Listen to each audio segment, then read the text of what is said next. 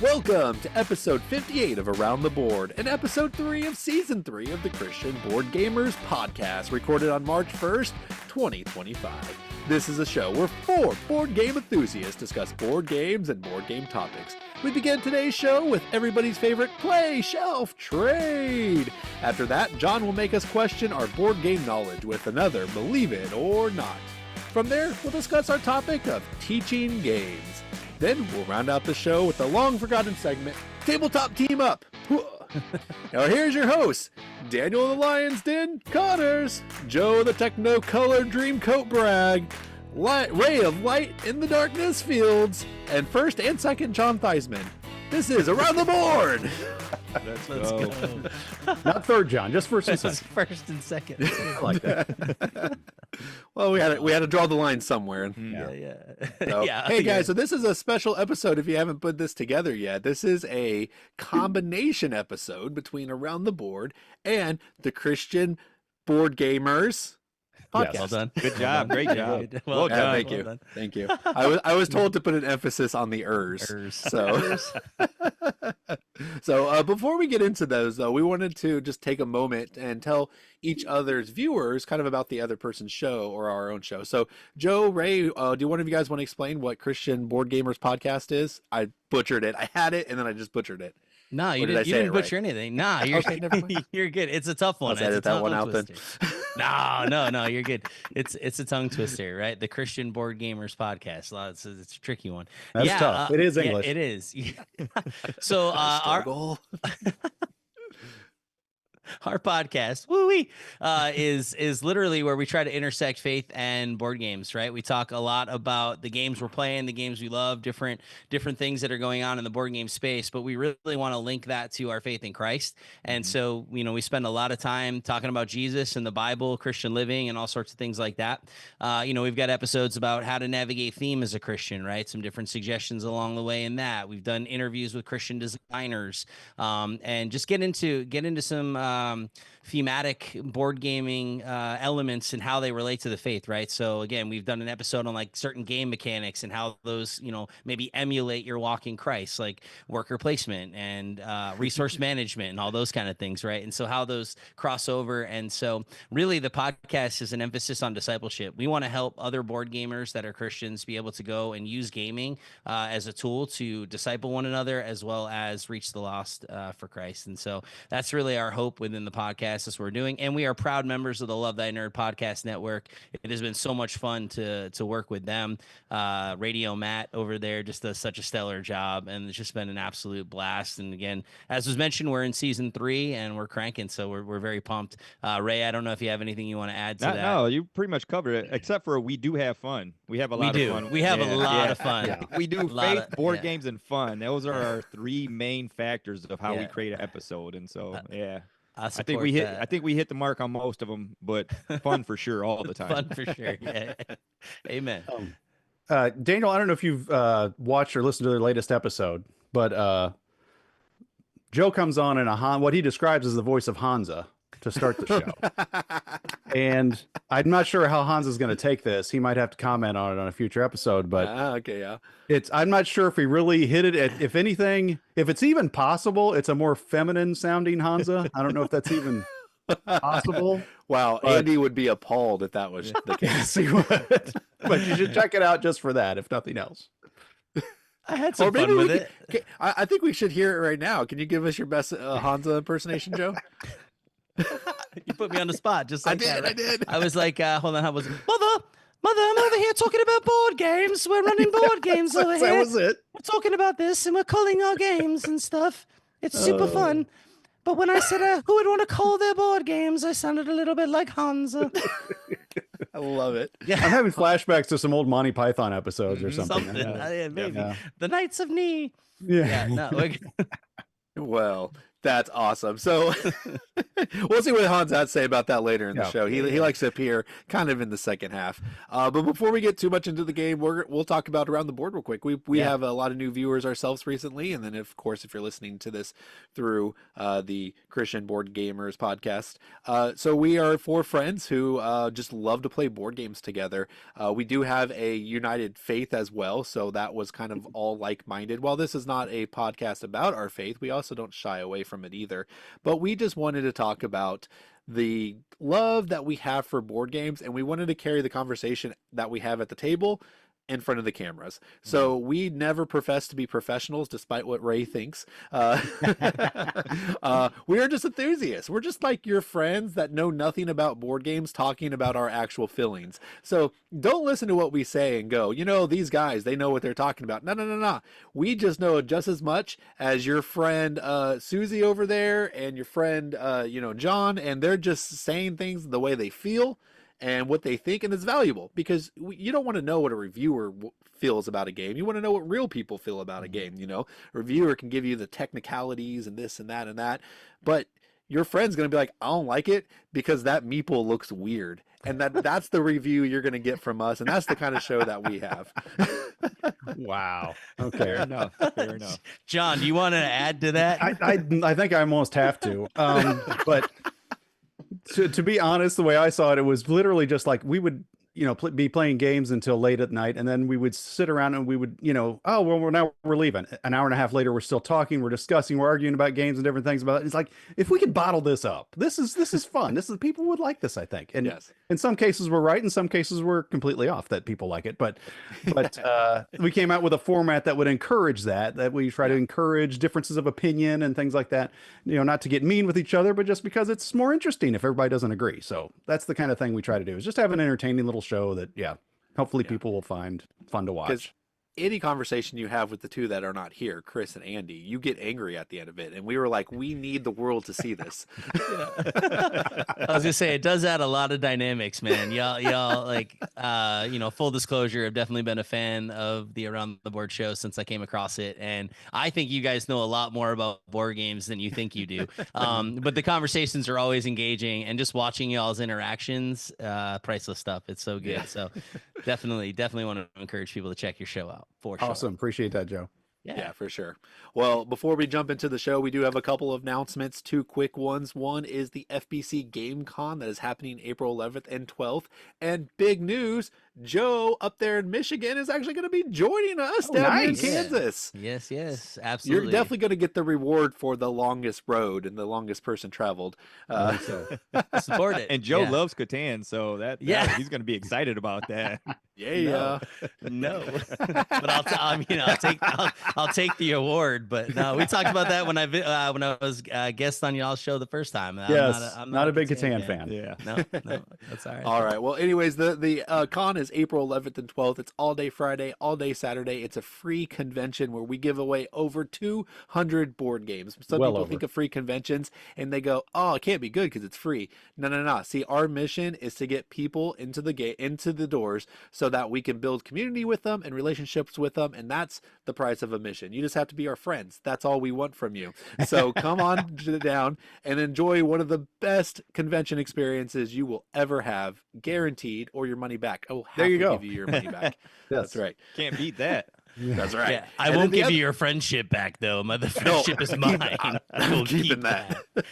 And then the last thing I always have to talk about is the March Madness of board gaming. Fill out your brackets. Go to FBC Gamers, which will soon become Around the Board Facebook page, but right now it's called FBC Gamers. Go there, the link in the description. Fill out your bracket for the FBC March Madness of board gaming, and you could have a chance to win a $100 gift card from our local game stores. Well, enough with the intros, and now we're going to start what everyone came here for, and that is time to play the game. Let's go. John, do you want to say the intro? Sure, why not? Around the Board, that's what this is. That's what you're watching. You might not know that, but that's what this is. Around the Board is all about debating different topics within tabletop gaming in 4 unique segments, each hosted by 2 of us. A manic and sadistic behind-the-scenes judge will award points to anyone who he chooses, and maybe to those who assert the topics well. At the end of the show, whoever has the most points might be awarded 2 minutes to prattle on about something. Now, It's time to play the game. Round 1. Fight!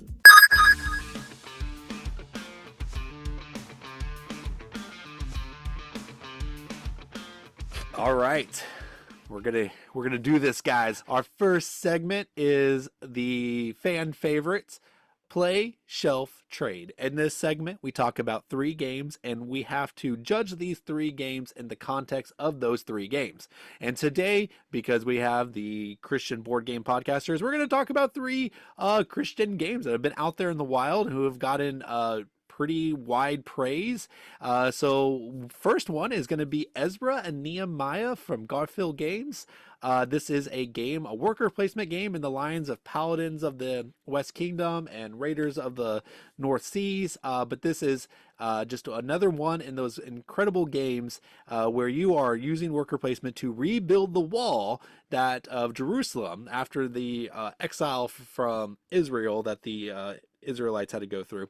And then you're making sacrifices to the temple, you're reestablishing the what is it called? The Torah. Yeah, there you go. And you're doing all those things. And then Ierusalem is actually a game where it is the Last Supper, and your goal is to be adjacent to Jesus when the final picture happens. And so I don't know if it's the final picture or not, but I always think about that game as like you're all vying to be next to Jesus so that someone can take a picture of you. It's picture perfect Jesus version. That's right. That's pretty much what it is. But again, you got a worker placement game where your goal is to just keep moving through the table and kind of get to the prime position. And then we have the Flood. The Flood is actually, I don't know much about this game. I know that it is it's a Catan-like game, I believe. Actually, does anybody know this one better than me? I mean, yeah. So you're looking at a Catan-like game. You're trying to build the ark. You're going through different phases. You have different weather. The seas are rising, so tiles are starting to go away. So resources become a little bit more limited. And ultimately, you're trying to construct your ark, and before the flood runs out. And there's a whole point system in that. And there's also different modules that come in. Like they have the beast module, and so you have different beasts and different animals that'll help you do different things along the way. And so, yeah, I mean, we'll talk a little bit more, I guess, as we go through our play shelf trade. Yeah. But yeah. Thanks for the save there, Joe. I was like, I'm gonna fake this, and I was like, I'm going to investigate those games. It's also by Bedouin Games, and so yeah, it's their first effort there.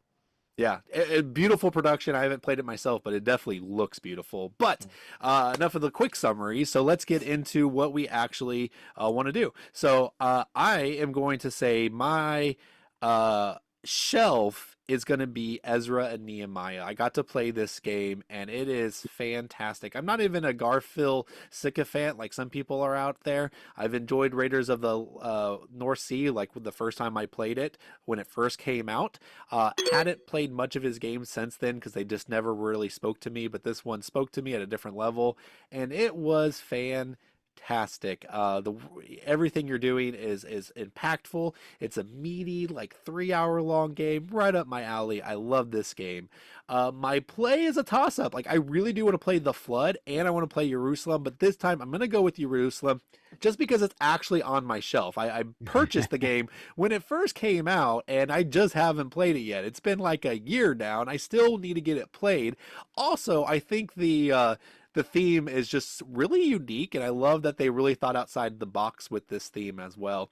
And then the Flood, I guess, just because of the context of this, it will be my trade, though I would be happy to play this game at any time, but because it does get compared to like Catan-like, I'm kind of like, well, that doesn't really get me like fired up. But I'm sure when people describe games as like this game, they're usually way off, so I'm not going to give it too much weight. But in this segment of 3, I'm going to weigh it a little heavier than I normally would. So there you go. Those are my play shelf trades.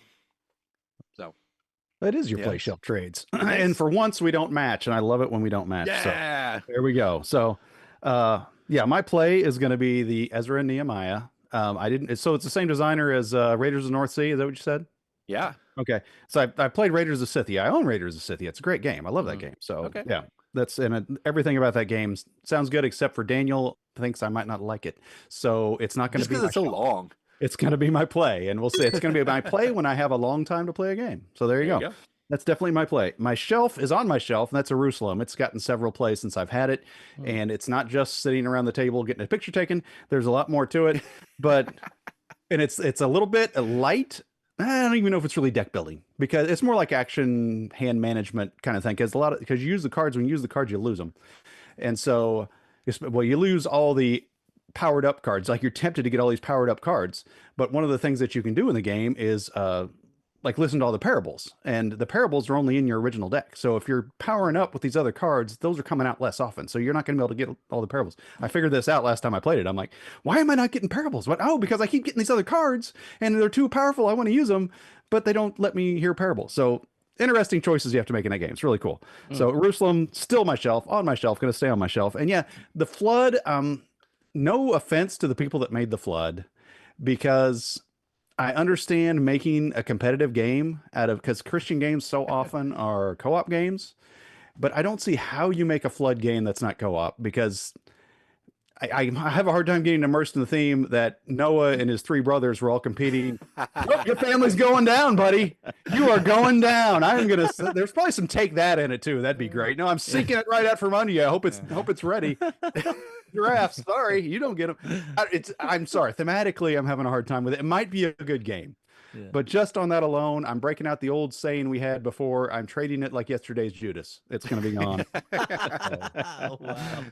John, I'm shocked you don't remember that part in Genesis where God called 4 people to build the ark, and he said, but whoever gets finished first. Does it first. I think that was in the Noah movie where the demons were helping them build it. That was probably the same one. The rock Nephilim or whatever. Is there rock monsters in the Flood? That's what I want to know. Oh, maybe there is. Maybe there should be an expansion for the rock monsters. Maybe a fan-based one, maybe. Yeah, but there aren't currently. No. All right, Ray, I'm interested to hear yours. What you got? All right, let's get to it. You guys are going to hear my board game expertise right here. Yes. Put my knowledge out here. So my play is actually going to be the Flood. So I did a little review of the game. I thought it looked great. I thought the artwork was amazing. Yes. The way that they used resources that was biblically inspired was great. I like the minis. I'm a sucker for good minis. The art looked cool, how it came together for me. You got like the miniatures of their gargantuans or your whatever your beast are that are working, and you can upgrade them. It seemed like it had some really good mechanics to it for me. And I thought it'd be something fun to play. Also, I thought it was interesting that if you didn't get done in the time, built your arc in the time frame, if nobody did, everybody loses. So it's kind of like, it makes sense. So yeah, if Noah and his brothers all didn't build the ark, everybody's losing no matter what. So it doesn't matter. God's right? done with everybody. The end of humanity. Yeah. You know what? There is no remnant. So they have the mercy cards in there that I thought was really cool. So you have your sin cards and your mercy cards. And when you have the sin, you get closer to the Flood, but there's also place for God's mercy in there as you draw the mercy card. So I like that. I thought that was cool. My shelf is going to be Ezra and Nehemiah because I have actually played that game. It was great. Wow, this timer goes fast. Holy smokes. I got to speed it up. You're fine. Okay. You're fine. You can Don't go worry over just like about John. Don't worry about it. I never look at it. Ezra and Nehemiah was a great game. Fantastic. A lot of strategy. I like the way that they brought in the pieces to build the wall were also pieces that you use for so many different things. The Levitical priests that are going to making the sacrifices. It's true to the biblical narrative. Awesome game. Had a lot of fun. One that I would get to the table a lot. So I'm going to keep that on my shelf. And then my trade is actually going to be Jerusalem or Ierusalem. Basically because I keep hearing a lot of people say Ierusalem. I don't like the soft J.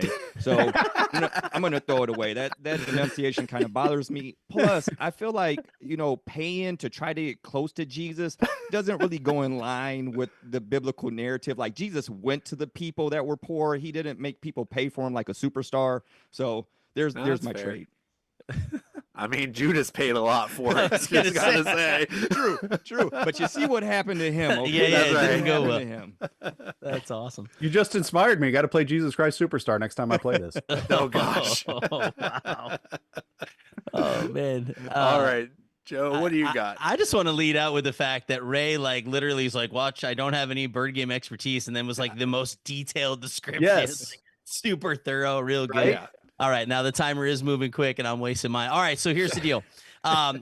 Ray, I wish I would have known that you really wanted to play the Flood as much as you did, because I have actually already traded this away. I had it I had the full deluxe and everything, really? and I got rid of it. Yeah, and the reason I wish was you is wouldn't have told me that. I opened it up and I had some Catan PTSD, man. That's I what I literally thought. opened it up and I was like, I can't do this. It's like building two roads, and how I'm like, nope, that's not going to work for me, actually. And honestly, I had backed the Kickstarter. Like when it first came out, it looked intriguing, and then the game didn't actually get to tables for quite a while because the pandemic and other things. And so by the time I got it, I was like, yeah, I'm already off this, and so I traded it. And Ray, I wish I would have known. We could have played it. That's okay. Yeah, I'll get a copy. No, yeah, you're good. You're good. And I'll play it with you, I'm sure. But so with that, my actual shelf, again, has already been said a couple of times, is Ezra and Nehemiah. I am a Garfield game sycophant. I actually love Shem Phillips is my favorite designer. Love the stuff he puts out. Just have a lot of fun with it. A lot of the things that you guys have already shared are the reasons why I like it. But I just think it's a lot of fun. Love the decision space. What I love most about his games a lot of times is there's so many things to do, and you can't just like be like, oh, I'm just going to focus here. You really have to spread yourself out a little bit, but you're not going to complete everything. And so you have to look at like with the profits in that dynamic where I can lose some stuff here if I don't really tend to this. And so I think that there's a lot of really neat mechanics. I think thematically they nailed it. Just really loved it. And my play is actually Ierusalem, Soft J. You go yeah, yogging too, don't you? From time I to do. time. I do yog. I'm a big yogger. But yeah, I eat peanut butter and jelly. And so like as I go through it, though I agree with what Ray's saying thematically, it kind of threw me off a little bit, but I've heard really great things about the game, and I'm actually interested in just getting it to the table and seeing what it's like. And so Ierusalem is actually going to be my play out of those three. So Yeah, cool. Well, I did want to mention, I forgot what I say about this Ezra and Nehemiah. I do want to have one criticism towards the game. sure. And that is, I It's was beige. expecting it's beige. That's right. No, it's fine. Very I'm pretty beige. sure there was a lot of beige in rebuilding Israel. It's very thematic that way. Yeah. No, I expected them to be building the wall with a hammer in one hand and the sword in the other. There's no fighting mechanism. I'm like, yeah. But I'm also torn on it because I don't think I would have liked a fighting mechanism. But for the theme's sake, I wanted to see it. It would have been a lot to have to put some level of fighting in there. I mean, God. there's already so much you're doing, and like I couldn't even think about how you would add that just based on what you have to do. I mean, you'd have to change the game foundationally, I think, in a lot of ways. Well, Now, you know, that's on if the you want designer, fighting, you not have to us. play the flood. Right. If you want the fighting, play the flood. All right. Well, there you go, guys. Which one is your play shelf trade? And let us know in the comments below. And remember to like and subscribe. Round 2. Fight! Board game, believe it or not. Believe it or not segment. In this segment, I come up with some games. I've got 7 of them appropriately today that some of them are real, some of them are fake, some of them I made up. We're going to read a title, a year it came out, a brief description, and then these guys are all going to say whether they believe it or not. If I fool 2 of them, I get a point, but if they get it right, they get a point right out of the gate. It doesn't matter to them if anybody else gets it right. So I usually don't get very many points. We talk about a lot of fun games and have some laughs, hopefully. But the way we'll do this is just we'll just start to my as Well, you say. hold on, me. John. I'll I do have to say you're something. Right. You're right. Let me say. This is probably what you're going to say. Today they're all Christian theme games. Is that what you're going to say? No, I wasn't. I was Oh, going to okay. say that the first game of Believe It or Not is how you introduce this every time. Award winning. Is that a truth or a lie? We'll let you guys decide that one. Do you believe it or not? But in all seriousness, we got the guys on from Christian Board Gamers, and we're going to have Christian themed games that have come out through time. And so we'll see if I found any outside of these people's realm of influence. So we'll see. We'll probably start with Ray over here. Ray, if you want to pick a number between 1 and 7. I'm going to go straight out to 7. That's right. God's Why number. not? Straight out to 7. Let's complete this thing. All right. How about this one, Ray? Goliath the Giant from 1978. In this exciting game, you and your friends take on the role of David as he faces off against his Philistine enemy. Goliath stands almost 2 feet tall and includes a helmet, shield, and spear. After setting up Goliath, players take turns flipping plastic stones at him from various distances. The player to finish him off finds favor with Israel and wins the game. What do you think, big guy? Did Goliath gonna the Giant say come out that- in 1978? I'm going to say that is real because I want to play it. I want to throw some stones at Goliath, man. Please tell me that's a real game. That's how this always. He can't tell you yet. Okay. Yeah. Well, at some point, right? Yes, Ray believes it because he wants to. It sounds similar to what Joe did on our last time when he played Believe It or Not, but for different reasons. Did But- not go well. But Joe, what do you think, buddy? Goliath the Giant. Are you a believe or a no believe? So I'm trying to think of like the miniatures game in 1978, right? Like this 2-foot tall Goliath miniature coming in a game. It's like, yeah, I don't know that that's something that they were doing then, but I don't know, man. I mean, I had like the, Gray Skull and all these other things. It's possible.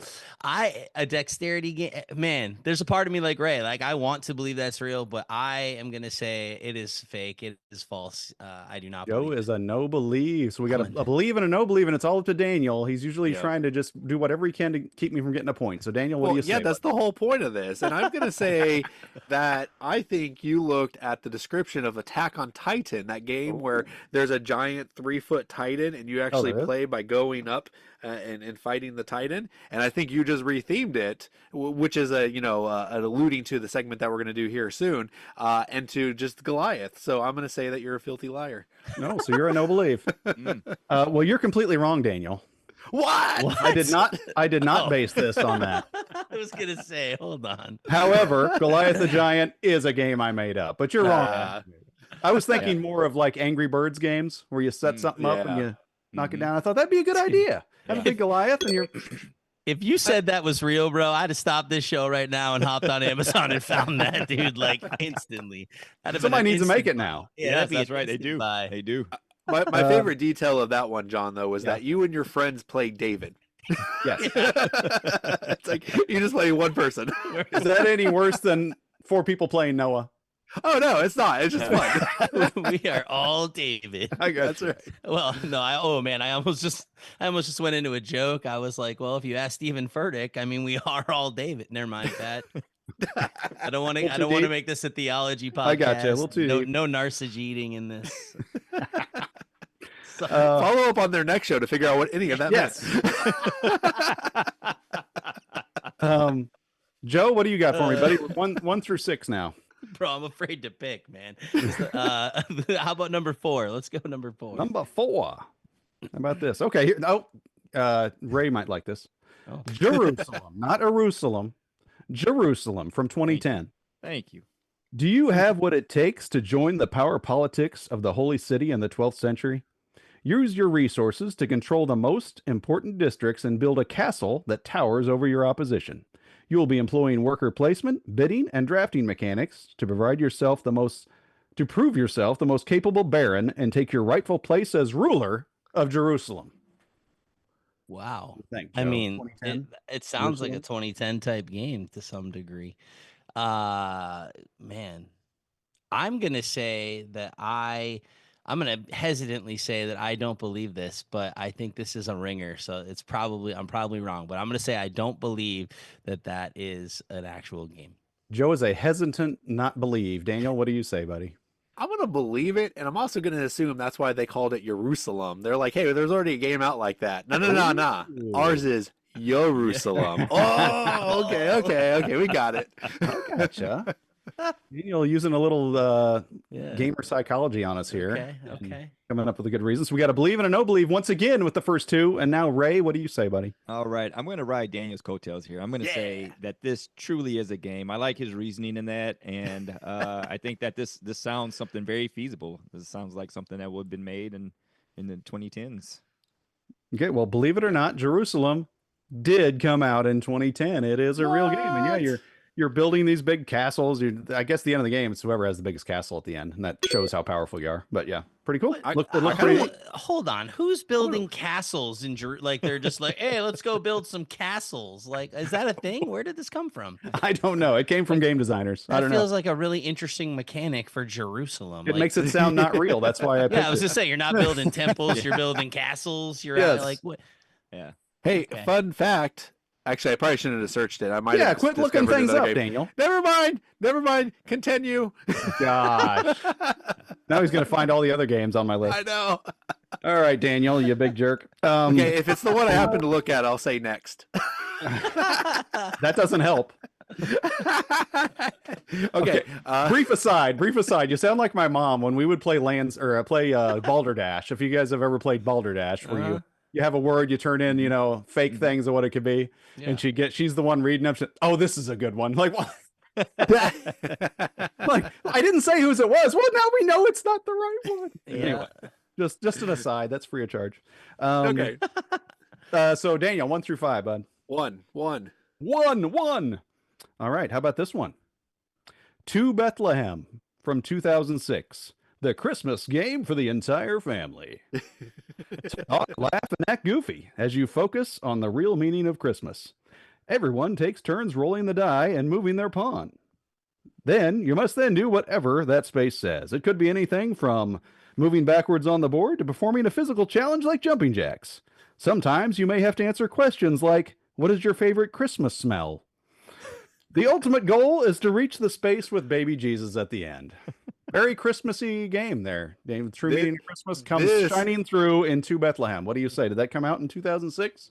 John, like always, if you made this one up, you nailed it, because this is what Christian games are until the past 5 years. So, like, this is 100% a game. Like, roll and move, stupid trivia, and then you got some cranium in there as well. It's like, they're just like, we're going to make a game, and we're going to do all of it. This is real. Sounds like Daniel's a believe. I'm gonna go with it's not true. I think this is what you did for Christmas, and you wish it was a game, and you're trying to fake us out by telling us your family memories. So I'm gonna say this is not real. Okay, so we got a believe and a no believe, and it's all up to John Joe. was making Christian themed games 20 years ago. Right? Nah, see, like this is where I'm torn because I agree with Daniel. Like this is like we were like 2006. I'm like they should probably have progressed a little bit in game mechanics, but I'm like nope, it's a Christian game back then, so it probably is a roll and move where you do things when you land on the space. It's like Candyland Light, but we're retheming it to the Bible. Yeah. So this is making it tough because I'm like no, he probably made this up because it sounds just like a Christian game. To Bethlehem, I will say I'm gonna go with believe here. I'm gonna think that this is an actual game just because it sounds like Daniel said you did a really good job if you made it up, because this would be what I would think of when I would think of a Christian game in 2006. It's real. Well, believe it or not, To Bethlehem did come out in 2006. Yeah. Let's go. It almost sounds more like a Festivus theme than a Christmas theme. Yeah, a little bit. Get your feats of strength and all that in there, but seriously, like the game designer was sitting down going, hey, we got to put some jumping jacks in here. Like that's Christmassy. That's right. I'll be honest, man, I ain't doing no jumping jacks on Christmas. Who's doing that? Like crazy. Hey, you got to do a handstand. It says here in the card, if you don't do that for 30 seconds, we lose. So let's build some castles in Jerusalem. What? I don't even understand this. Oh, I don't know if any of us do. Okay. Have we already done 3? We've done 3. Wow. Okay. We probably have time for one more. Sure. Ray, what do you think? 1 through, are we down to 1 through 4 then? Except for number 1 called, right? Yeah. What's no, that? 5, nope. Number 5. Number 5. Well, I'll just give you the last one. Yeah. Portals and Prophets from 2018. Compete to become a tour guide for a biblical-themed time travel tour company. The year is 2200, and you are on the short list. You and the other finalists will be sent back in time to prove you're the best candidate to lead time-traveling expeditions. You must decide which events you'll attempt to witness and how to manipulate the time capsule to arrive at locations at the right time in history. 2 to 5 players featuring hand management and set collection. I'm going to go with... being that in the Bible, people were teleported from place to place, that this is a real game. I have a sneaky suspicion that, it's pretty fun too. So that's my answer. I was gonna say I'm next, right? This is cool because here's the fun part. Ray has definitely played this game, I am actually looking at it across from the way. Oh no! Oh no way! And even better is it's designed by a friend of ours. Yeah. So Get out, seriously? So That's yeah, awesome. so fantastic. Out of all the games you could have picked, man, I live not far from this guy. Yeah, who that's designed amazing. it. Yes. He's we he's had actually a play date at his house. Yes. yeah, and so, but he actually is designing a game called Parable Kingdom that's coming out next. It's super dope. So That's stay number 8 tuned on the for list. that. No. Nice, yeah, perfect. But yeah, that is definitely hands down real Daniel. You don't even have to guess, man. We are Man, bringing Daniel, this one are they home. shining you on or are they telling the truth? What's the deal? I think they're pulling one over on me. I'm gonna look them in the eyes and say they're making this up. They're scheming against me. No, actually, what's funny about this is I was like, this sounds super made up. Yeah. I'm gonna say I believe it just so John maybe gets a point. Nah. I was gonna say, and again, we're part of the Christian Board Gamers podcast. Like, we should honestly like say the truth, right? Like, that should be something that people would expect. Not gonna goat you in that one. Yeah, So no, it's- I mean, hey, I'm gonna take their word for it. I can't just question their honor. So yeah, definitely real. I gotcha. I knew somebody was going to know one of these games at least. Yes, Portals and Prophets, believe it or not, did come out in 2018. And yeah, it sounded so fake that I was like, they're going to think I made this up. This sounds like, and maybe it's a good game, but the theme It just is. sounds It's fun. hilarious. It's actually so on the cards when you go to each space there in the different designations across Israel, there's a lot of different scripture and things that happen in that time period when you're going through the different time travel, and it's I learned more playing that game than I did reading my Bible. I was like, oh, this is great, man. This is amazing. Wow. That's cool. Yeah. Yeah, That's the opportunity for some flavor text is really really good in that game, I would assume. Yeah. And I you mean, don't it's funny, build a it's 'cause- single castle. Yeah, there you go. Not biblical at all. There you go. No, okay, I got to go back in time a little bit, just like that game. And John, I was going to look up Jerusalem because I wanted to see if I could buy it. And what came up was a game called The Siege of Jerusalem, and it's going for $200. Some of these games were going Yeah. really high that I looked Yeah. up. Yes. Exactly. So it's neither here nor there. But if you want Siege of Jerusalem, Bring some you're money. going to dish out some cash. All right. Well, CGO wallet. Sorry, Yes. yeah, bad joke. that's all right. That wraps up this segment of Believe It or Not, board game Believe It or Not. I'm sorry. And what did we think? Did any of those fool you? Did you have them all figured out like most of these guys did? I didn't do too well in this segment, but hey, it was some fun games to talk about, and that's the whole point. So we're gonna take a break here real quick, and we'll be back after this commercial break. The year's 2914. All that's left is us. And those beasts. I say us, but you know what I mean. Some of us. The rest were all taken. Some say it's a religious thing. Me? I don't know. What I do know is this. Nearly 25% of Earth's population disappeared overnight. And if that's not creepy enough, soon after, a plague of sorts descended on us. Raptors. Thousands of them started appearing everywhere. Now, they hunt us day and night. Some call it God's judgment. Others call it Raptor Rapture.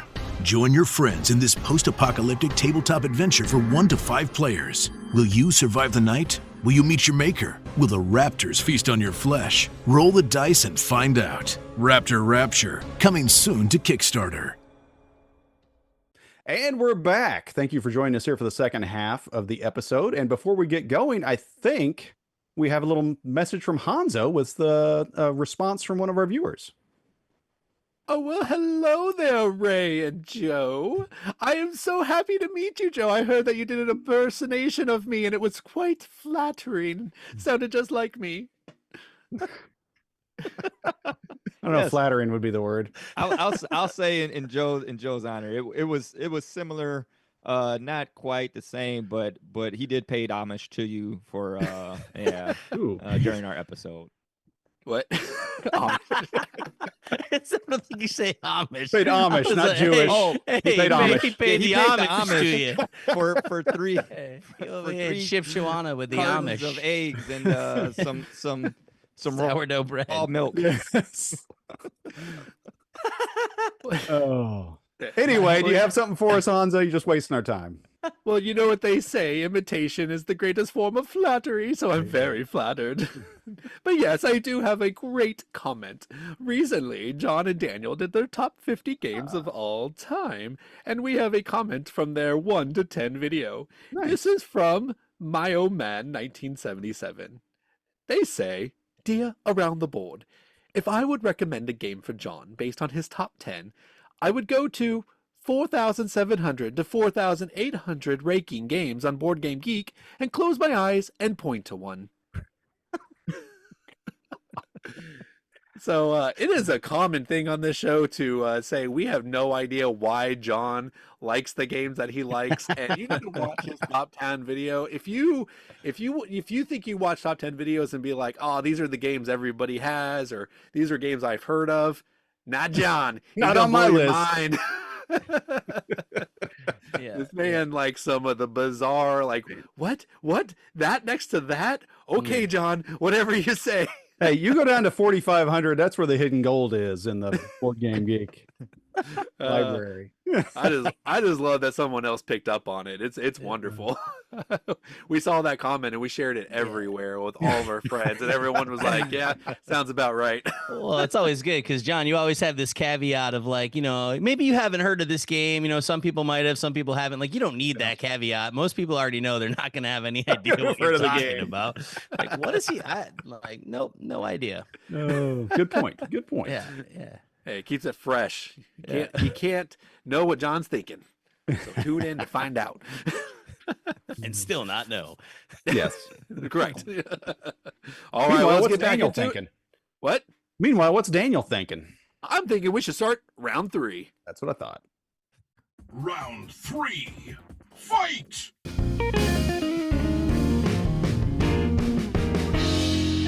All right, so in round 3, we're going to go to one of our discussion topics. And we landed on game teaching because I know I can speak for John and I, for Chris and Andy, even though they're not here, that, and I think this is going to be true for Joe and Ray as well, a large portion of our board game playing is doing events for outreach and to being involved in the community and to build relationships for Christ and all that good stuff.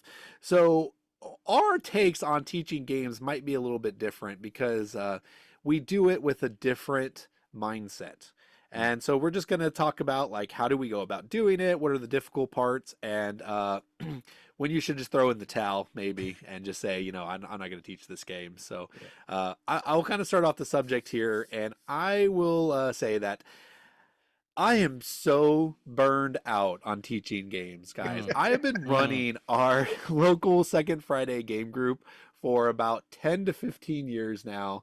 And it has been one of my things is like no person will ever walk into those doors and feel like they got ignored or that nobody would play a game with them. So because of that, like I am always popping around teaching this game and teaching that game. So obviously I want to teach like lighter games when I do that stuff.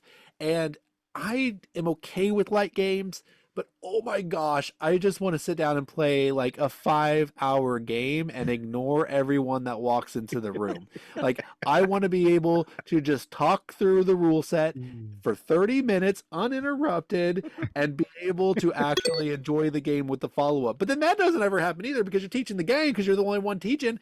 And then everyone has like 1,000 questions and you're just like, hey, I'm trying to figure out my turn. Can you please stop asking me questions? But no, I gotta zip it. I gotta put my smile on and be like, yeah, let me put what I'm doing aside and answer your question. What is it? Oh yes, let me explain to that how that works. Now it's my turn. Great. What am I doing? Hurry up, Daniel, you're taking so long. He's like, sorry.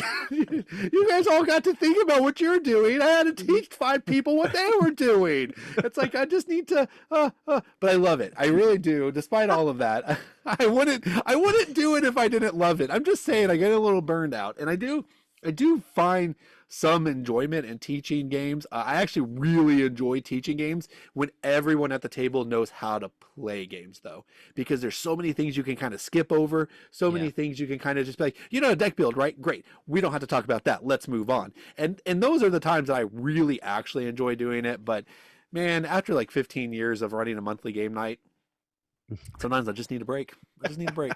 Well said. Oh, that's pretty good. I don't know if I have anything to add to that. I'll just move on to my own take. But Yeah, maybe you I can buried benefit. myself on that one. Maybe you can benefit from this, Daniel, because when I teach games, I like to teach like the greatest teacher of all time. And who is the greatest teacher of all time? I'll take anyone's answer. Tom Vassal. Jesus. There we Oh. go. Not your third grade science teacher, Mrs. Skaggs. Jesus. I said board game, Jesus. And how did Jesus teach? He taught in parables. Mm. And so I'll sit everyone down. I'll wait till everyone's quiet and I'll say, there was a certain rich man and he had 4 servants and he wanted them to build walls in Carcassonne. And so that's how you get so then you got everybody's attention, man. This guy's serious, man. We got to listen to this. And so, no, but seriously, the way I like to teach is using the theme. So that's kind of like using a parable. If it's a game that doesn't have a connected theme, I find it really hard to teach because I will always use that. Okay, you do this because, like recently I taught museum. And in museum, you can have like different collections, like this is all Roman, or you can have like this is all like different tomes from history. But if it's tomes, you can't have 2 Roman ones. You have to have an Aztec one, a Roman one, this, that, and the other.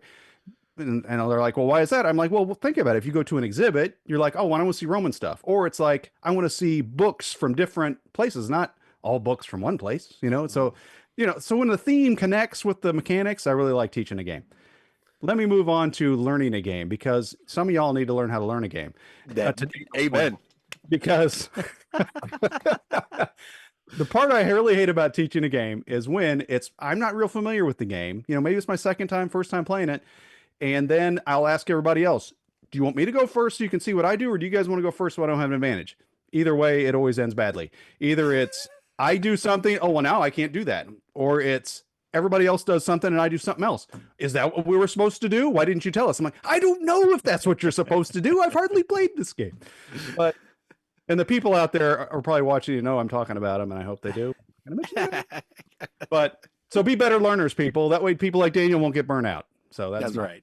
Be my great better point. learners. That And needs teach to be like a bumper Jesus. sticker. Yeah. Ray, what you got? I like that. How do I teach games? Well, infrequently. That's how. Usually, Daniel is jealous. when I get a new game, it's me and my wife playing, and so she says, as I'm reading the rule books, because everybody knows that I am a rule book junkie. I like to follow rules. I want to make sure we're playing it right. I don't want to cheat at all. And my wife just says, let's just play and figure it out. So I just listen to her because happy wife, happy life. So There you go. but most of the time, the games that I teach are not very heavy, not big games. Those games I learned from Joe, and I try to be a good learner. So Joe, hopefully I have been a good learner. We'll see about that. But I usually take the party games and go with my group of friends, and then I'll teach them there. Like Mantis, easy card game that we have for a party game, Chameleon, those games. And I try to be the most enthusiastic about the game. I want to have the most fun while teaching the game so other people have fun as well. And if I'm in a play session and there are other people, I want other people to come play with me because I'm having that much fun. So I might just get crazy loud even though I'm teaching the game. So that's how I do it. And when I should teach something else is probably when I don't know the game. That's probably when I should teach something else. There you go. Fair enough. I like love that it, Ray. idea I about love being it. loud. That would help a lot if I was louder. I love that take, Ray. It's not one I've ever heard a lot of people say, but like be enthusiastic about the game teach itself. Like that goes a long way. Yeah. There's a game that me and Chris go back and forth on, and it's Oasis. It's just a bland, gross looking game by Alan Moon. And I'm playing this game like it is like the most enjoyable thing that anybody's experienced ever. And I always have great times with it. When Chris played it, he was like, none of that's necessary. Play it for real. And he's like, this game was boring. And I'm like, yeah, because you don't have fun, you loser. Yeah. That's right. You got to make it fun, man, no Yeah. matter Yeah. what you're doing. I'll tell you one of the best when we went to the Game Changer retreat up here in Michigan and Luther, Michigan, which we have some of those. If anybody's listening, wants to come to a Game Changer retreat, check it out. I'm sure we'll plug it somewhere along our episode. But I got to You teach just did. yeah, right. Just slide that in there. I got to so we were having a gameplay of Deliverance, and there were too many people came to play, so I sat out and I got to play the side of the demons, but I was kind of helping. I was almost like a DM in the game. Man, it made it so fun being on the outside and teaching the game from that aspect that actually one of the other guys was like, man, this is my second play, and I enjoyed it way more than the first playthrough because I just didn't have that same level of enthusiasm. And so, Yeah, goes a long Yeah. way. That's super cool. Good point. No, I think Ray brings that every time, which I love. Like we do a lot of work with youth, and we sit them down at the table. Ray is making sure that we're having the most fun possible, and so I love that. I mean, it keeps them engaged. They're having a great time. It's great, and so that's actually really true. I mean, anytime I sit down at a table with Ray to play a game, we're always having probably more fun than anybody else at the table next to us, and so That's awesome. I love that. So I find myself teaching games a lot. Similar to what you're saying, Daniel, and just different settings. Like I like to bring a wide variety of games because I don't know who's coming through that door, and so when we have a game night, I want to have all sorts of types of games, right? And so I teach them a lot. I actually enjoy it. I like teaching. I feel like that's one of my giftings is to be able to teach. And so I like to take a game, dissect it as much as possible, know as much of it as I can, process it so that I can teach it in a way that people can understand it. It is super helpful, like you said, if people have played games and understand mechanics.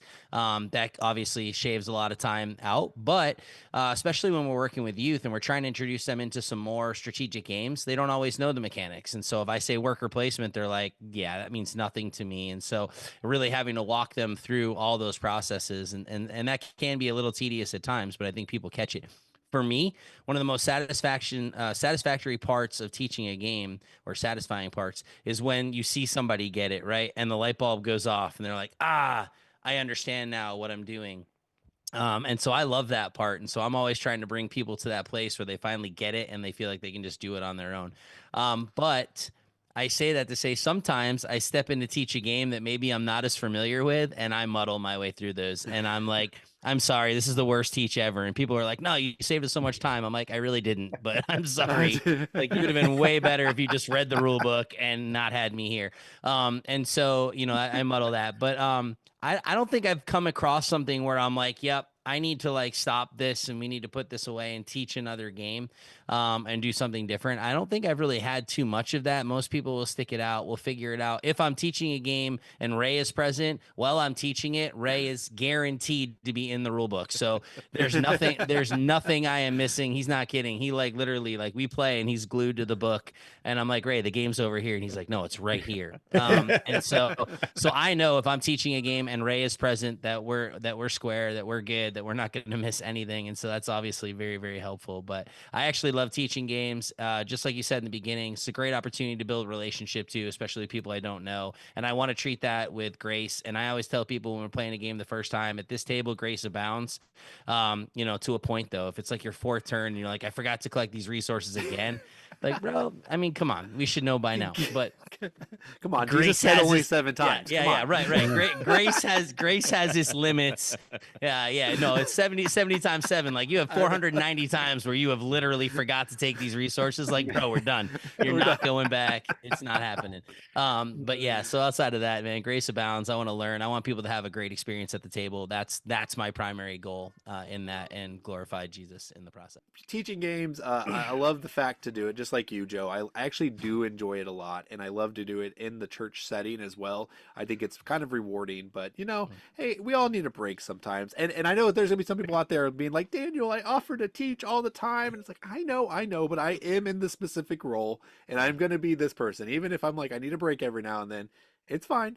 I can keep doing it. So very kind of you.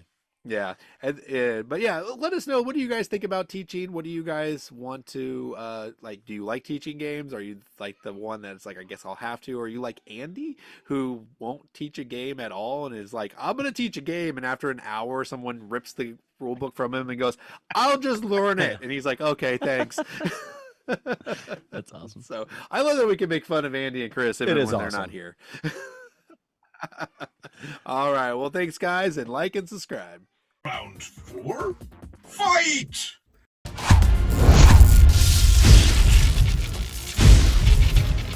All right, round 4 comes back to me for the favorite tabletop team up, inspired by Marvel Team Up. You might not know that. Was that the one where they teamed up somebody with the Thing or with Spider-Man? I don't remember. Was it Spider-Man? Spider-Man. Okay. It was 'Cause there usually two in Spider-Man. one, Yeah. and then there was Team Up. I didn't know which one did what. But anyway, what we do in Yeah. we don't. It could have something to do with superheroes, but it doesn't this time. In tabletop Team Up, Usually does. If you it's either me. take two games, team them up together to make one game, or you can take a theme that's not in a game, but you wish it was, and you put that theme in. So what we're doing today, we got the Christian theme with the Christian board gamers on the show. And so we're going to take a game, insert a Christian theme into it, and then see how it comes out. See how it works. Is that really something that would be a good game to play? And so also before we get going, let's do a little update of the scores. Joe is sitting on top with 11. Daniel and Ray are tied with 10. Nice. And I'm trailing with 8 because Board Game, believe it or not, really tore me up today. No, but I could. These guys are make just too good. excuses. But okay, we'll go ahead and start with mine then on the tabletop team up. And I took a game that I really like, and that game is Pursuit of Happiness. The Pursuit of Happiness, a really good game where you're playing your life. You've got worker placement. Your workers are time. You're just, because you only have so much time in your life to spend. You're trying to have happiness. And so I thought a great way to make this a Christian theme game and make it truly happy would be to make it the Pursuit of Holiness. And so in the Pursuit of Holiness, you can still have like short-term happiness and long-term happiness like there is in the game, but like the short-term happiness might be from things that are a little questionable that you're doing, but it might give you an advantage. But then you could go work on it. You do the group events just like you do in this, where you're like, I'm going to start this missionary service or something. And then other guys like, oh, I went on that too. And then you guys all get, long-term happiness from the things that you do that you should be doing. I thought I think it'd just be a good port over. A lot of times my games are completely a joke. This one I think would actually be a good port over to a Christian game. And then for those of you that must have Bible trivia in your game, there would be another version called Trivial Pursuit of Happiness. Trivial Pursuit of Holiness, my bad. And so there you go. Then while you're going along, you could also answer some trivia questions and collect little books of the Bible. And then after you get your 15 books of the Bible or whatever, you can win the game. So there we go. What do you guys think about Trivial Pursuit of Holiness? You could also do jumping jacks in Trivial You could do Pursuit jumping of jacks. That's Holiness. optional. Yes. That's Pursuit of Healthiness. I want to know if you're going to fix that part of Pursuit of Happiness and Pursuit of Holiness where the best strategy is to divorce your wife at the Not end. true. Maybe she passed away. So killing your wife is the best thing to do in the game. Is that what you're You're saying? old. She passed away. Things happen. You trip over things all the time. This message is not supported by the Christian Board Gamers podcast. We would just like to note that at this time, this is a purely around the board, and we're back. All right. No, it's fair, but no. I'm telling you, the flaw in that game is that That's not a flaw. It takes so much time to be married in this game that you have to divorce your wife at the end. It's a flaw. There's in the no game. divorce I hate it. mechanism. She just dies. You just get rid of them. You just shoo them out. Anyway. Get out of Maybe there. that's Speaking why of Paul divorce, said it's Ray, what better do you not got to for us? marry? He knew that in this game it was going to cause problems. Better not to marry. It's the first. Ray, I hear you have something really good for us on this. Oh Please. yeah, so I was coming up with all these ideas, and I landed on. I actually am a big Indiana Jones fan. I like the adventure theme and going in search of treasure. And so a game that I really like is The Lost Ruins of Arnak. And I thought, man, how great would it be if it was the Lost Ruins of the Ark of the Covenant instead of the Lost Ruins of Arnak? So essentially it's the same game, but it's present day. It's not like set way back when, right? And you are whoever you are, and you are in search of going for the Ark. Like you have a lead and you're like, I know where the Ark of the Covenant is. And so the goal is to get there. And along the way, instead of fighting like 3-headed monsters and all these demons in the caves and stuff, you're actually just fighting the Nephilim and Philistines in the land when you get there, right? You're still got to get all your resources and get your maps and all these things along the way. But here's the problem though. You're in present day and you have present day issues. So you're trying to get over to this land, but like your flight keeps getting delayed. And so like you can't get out of the airport, or there's nobody to watch your kids. and so you have to find a babysitter. So like it's you really know where the ark is and you really want to get there, but you're just having all these troubles. Like you have to do support raising and financial issues because you got to sell your house so that you can get over there and be on mission to get the ark for the next 3 months. So I think this is a game I would like to play. Hopefully everybody else would like to play it as well. So. I was gonna say I just stepped into a support raising role, and now so this is my life. No, Yeah. I have no. I was about to say that felt very personal, Ray. Like, do you know where the Ark of the Covenant is right now? Blink twice if you do. I'm gonna. I don't know. I thought it was very light on the adventure, very heavy on the home management aspects of this game. I don't know. It's Yes. Hey, it runs like the parable, though, right? Like if you found a treasure, you're gonna go ahead, you're gonna sell your field and come back That's and get right. it. Yeah, That's lots right. there. Lots there. All right, I support you. I love it, Ray. That was great. That was wonderful. I don't know that I'd play it, but thanks for sharing. once again, you're being encouraged to divorce your wife because then And yet again, another message not brought to you by the Christian Board Gamers Podcast. All right, Joe, what was your idea? You're the game designer here, so you Yeah, got to yeah, blow yeah. us away. Oh, here we go. Yes. High Well, expectations. They should be high. Yeah. No, what's crazy about this, man, is I wish I had brought like really cool visual aids like John, who's got stickers and like literally like amp this out. Although you can see the game I'm referencing right here. Oh, okay. Yeah, so I'm going to go with Anachrony, the Eschaton. So I actually took the game Anachrony, which if you know anything about it, it's about a cataclysmic event that's happening on a planet, and you've got these exosuits, and you're going out into this world, try to collect resources. It's a worker placement game, resource management game. Resources are very limited, and you're trying to get as many scientific things done as you can so that you can go off, leave the planet, and go into another planet and start over. Well, I thought, how cool would it be to make that centered on, eschatology and the eschaton and judgment day, right? So you have the same idea, but instead of exosuits, you're dealing with angelic messengers, right? And you're going out into the world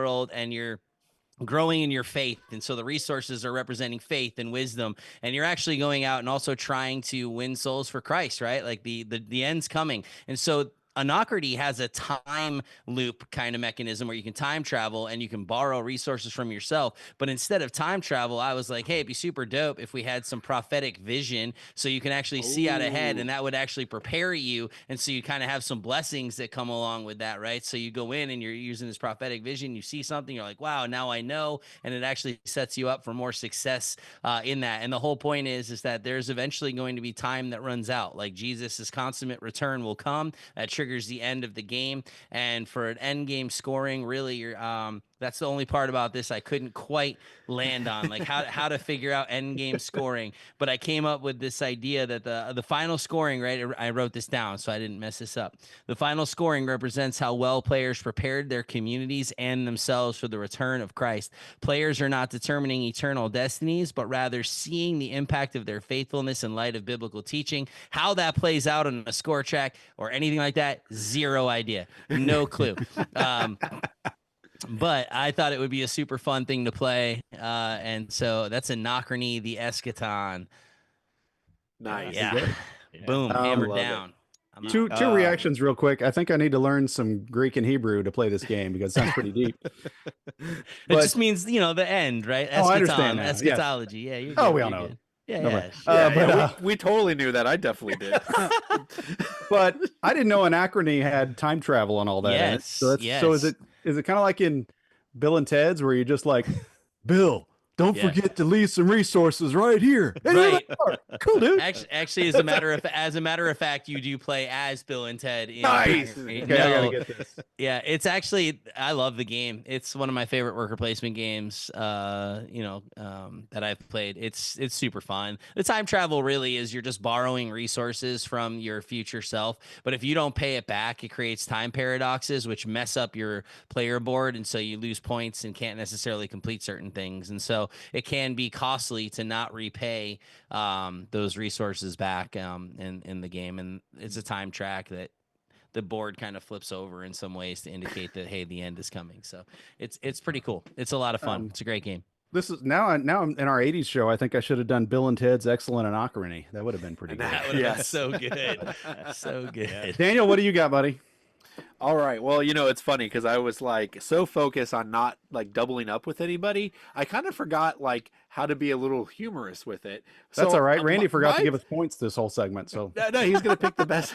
I think he's gonna pick the best at the end. Oh, okay. So what's gonna happen? So what I picked was something that was kind of like bland. But it's gonna work. And To that is- Bethlehem.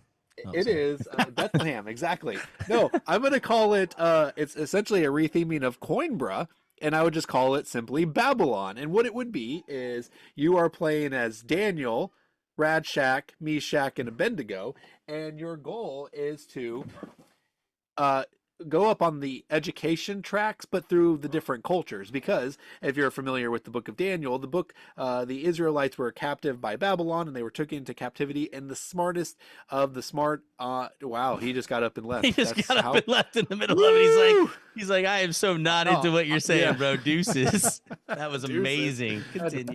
Find my Yeah. brain. Okay. Thank you. Thank you. Love it. Already losing me. Nah, I deserved it. No, but like I said, it was boring. I will admit, but it's gonna work because it's about Coimbra is about raising your ranks in the education and the universities, because Coimbra is named after a Portuguese cities that has universities in it, blah, blah, blah, whatever. So you would be learning the different tracks of the different religions in the area. And then there's a part of the board where you have to maneuver around because you're doing research. But in this game, it would be the vision board. It's you're traveling around to different leaders and to the different noble houses, interpreting their dreams for them. So okay, so yeah, this is boring. Okay, so my other Say, one, throw the sign back up, John. We need to That's right. throw it back You would up. have to call that one, instead of Babylon, you would have to call it Yabalon, because there's already a Babylon. So you have to put a soft J at the front. So that way everybody knows it's different. That's This is Yabalon. Yeah, Milan. So I Okay. like it. well, I have another quick one. Okay, just real quick. Okay, Oh my this one, gosh, here we go. No. Okay, no, I went Only that one of route them because- count.